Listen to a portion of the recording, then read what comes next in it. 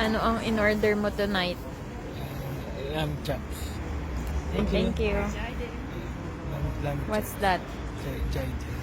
Enjoy your food din. Lamb chops. Yung hinati na lamb. Merong pizza, merong talong. Explain. May talong, merong kamatis, singkamas, tapos chops. Madami nga. Madami. Enjoy.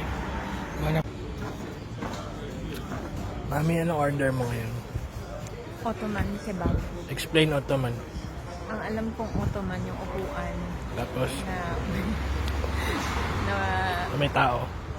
yung upuan na pwedeng pagtaasan ng paa. Ito, Explain. ibang Ottoman kebab yan. Ano yun? Naway masarap. May cheese naman kaya feeling ko masarap yun. Sisig.